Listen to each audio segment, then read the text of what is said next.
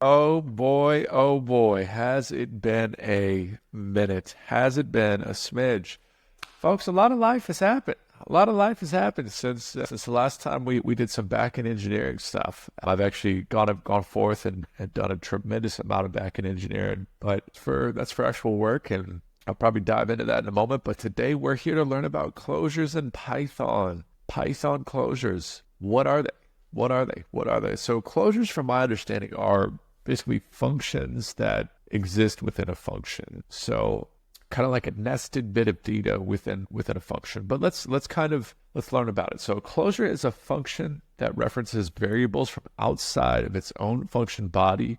The function definition and its environment are bundled together into a single entity. Sounds confusing? Sorry, put simply, a closure is just a function that retains access to some values from the place of where it's defined, no matter where it's executed later on. So this is how I've always understood closures. Is it's a function within a function, right? So we have our larger function here, and we have this nested one here. So it's referencing that here. So we have a higher order function is what it's called, I suppose. Yeah, higher order functions that references to an enclosed doc. Let's see. So each successive call to Harry Potter aggregator, so this function right here, mutates the same doc variable when concatenator is called. That's interesting. So you could think of it as creating a new stateful function that remembers the value of doc as it's used. So I think what they're trying to say here is that we can pass in new things and it'll pertain the data within that function as we use it. So let's see. Let's muck around per usual. We're back at it, guys. I've had so much life. I've got like 5 vlogs to put out, to be honest, of like even winter stuff all the way to now. There's so much life that has happened that is super interesting, both on engineering side, both on chain side, back-end engineering side, so much stuff. So I'll likely put those out. Okay, so Python has a keyword called non-local that's required to access variables from an enclosing scope. Most programming languages don't require this keyword. Python does. Wonderful. Okay, so the assignment doc2doc keeps track of how many words are in a collection of documents. Complete word count aggregator function. It should return a function that calculates the number of words in its input doc as a string. It should then add the number to an enclosed count and return the new count. Okay, so in other words, it keeps a running total of the count variable within the closure. So it sounds like we're going to need a count variable. So it should return a function that calculates the number of words in the doc. So we'll say, let's say words in doc, right? It's kind of what I'm understanding here. Hold on. What does it say? So it should calculate, or should return a function that calculates the number of words in its input doc as a string. So does it need doc here is what I'm wondering, because I'm learning Golang, by the way, too. So it's just, I honestly just want to hyper focus on the Golang bit. We might skip, after I get through this Python section, we might skip to the Golang bit, just hammer out Golang for a bit. I'm building some Golang APIs. It's a beautiful language, beautifully fast, very fast, but it's different. It's kind of hard to learn multiple languages at once, although I am somewhat competent in Python. But okay, so let's focus in on this. So define words in doc. It looks like we're taking the doc string. It should then add that number to an enclosed count value and return count. In other words, it keeps running the total count within the closure. Okay, so maybe so we have kind of this, I suppose. So we have count for our doc, or excuse me, we have, count for their doc. We have doc for word right here. It looks like we need to do something like that. So we say doc, is it split? I believe split at each thing. I almost want to put it to an array and then split it and just take the length of the array. I don't know if that would work or not. I am unsure. So let's take a look, see at some tests that we're gonna get. Let's see. Got a bug bite on my ring finger. So interesting, right? So interesting. Okay, so we're going to copy some of this over here. Boom. And we'll say non-local doc. That's what we can do. And we'll say doc equals number plus space. Excuse me, not number, but count. But that's not going to work. We definitely need to see what doc is first, I suppose. See what's going on here. I don't see it. And put here. All right, let's take a peek, see. We're out of steer stones. What's a steer stone? Do we have to pay for those? That's such a bad thing.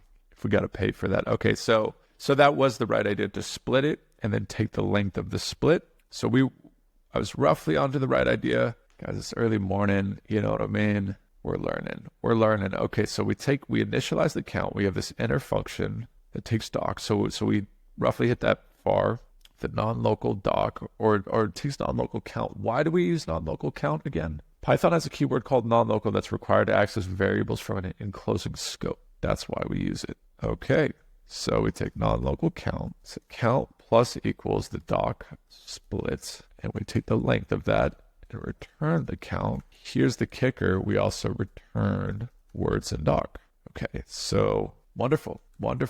Let's scrap it, do it from memory real quick, or at least try to see what it's all about, right? So we'll say define inner function. And this takes doc, and we need a non-local to access this count from an enclosed function. And we'll say count plus equals, or was it doc? No, it's the count plus equals the split of the doc, but we take the length of it, right? We return count, and finally we return the inner function. Boom. And that's what she wrote, right?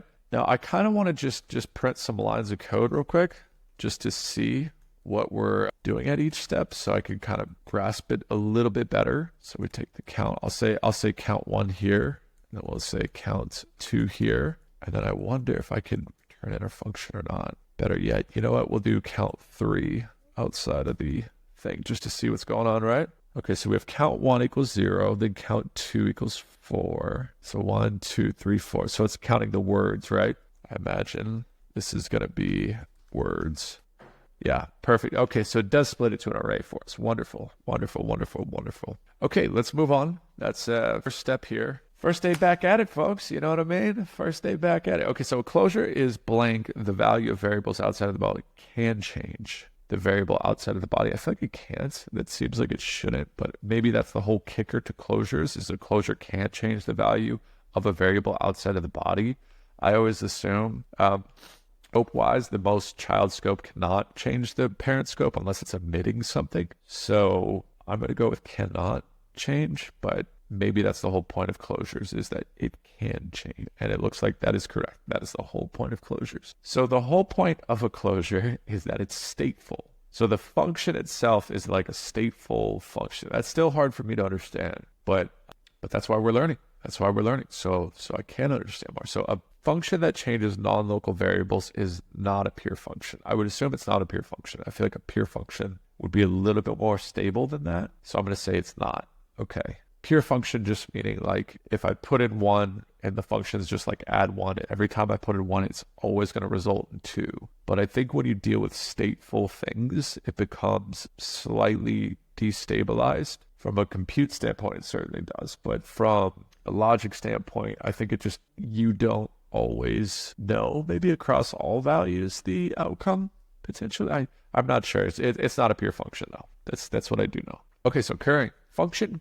Oh wait, we're done. We're done with closures. Wonderful. Okay, I'll wrap it up here, guys. That was episode closures. We're back. We're back, folks. We're back. Muscles a little bigger, different background, guys. A lot of life happened. A lot of life has happened. But we're catching some grooves back at it, and yeah, I've got a lot of life coming up this next 2 weeks as well. So I hope to build more of the vlogs, because super interesting stuff.